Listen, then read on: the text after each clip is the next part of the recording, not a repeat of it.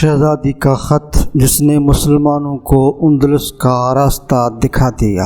مسلمانوں کو اسپین پر حملے کی تحریک ایک ہسپانوی شہزادی کے خط کے وجہ سے ملی۔ وہ کون تھی اور ان کا مقصد کیا تھا؟ یہ 710 عیسوی کا ایک دن تھا۔ اسپین کے دارالحکومت تلیتلا میں صبح کا آغاز معمول کے مطابق ہو رہا تھا۔ چونکہ سخت سردی کے دن تھے اس لیے بادشاہ راڈرک کے محل میں خدام کی چہل پہل بھی ابھی شروع نہ ہوئی تھی۔ اسی اثنا میں ایک غلام حرم سرا سے گھوڑے پر سوار نکلا اور تیزی سے جنوب کی جانب اپنی منزل کی طرف روانہ ہو گیا۔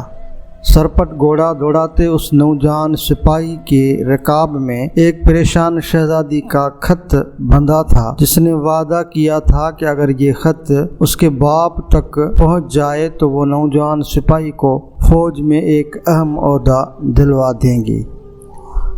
یہ شہزادی فلورینا تھی، وہ ایک بازنطینی گورنر کاؤنٹ جولیان کی بیٹی اور اسپین کے سابق بادشاہ وٹیکا کی نواسی تھی۔ ان کے باپ کی حکومت آبنائے جبلاٹر کے پار سیوطا کے شہر میں تھی، جو بر اعظم شمالی افریقہ میں بازنطینی سلطنت کی آخری نشانی سمجھا جاتا تھا۔ باقی تمام علاقے یعنی مصر و مراکش پر عربوں کا قبضہ ہو چکا تھا۔ اس شہر پر بھی عربوں نے کئی حملے کیے تھے، لیکن کاؤنٹ جولیان کی ثابت قدمی کے باعث یہ شہر ہنوز عرب فوجوں کے دستے برد سے محفوظ تھا۔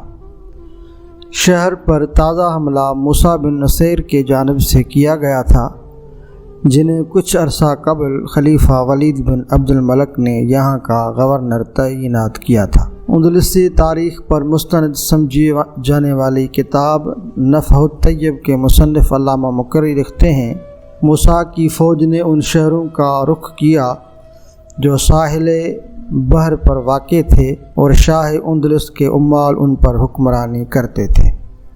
ان شہروں کا دارالحکومت سیوطا تھا اور یہیں یولیان نامی ایک حاکم رہتا تھا۔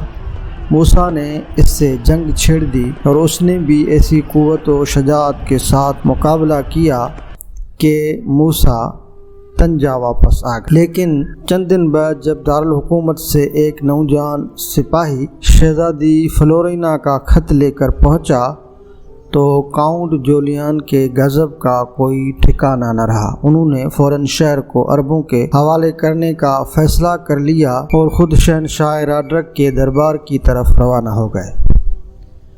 آخر خط میں کیا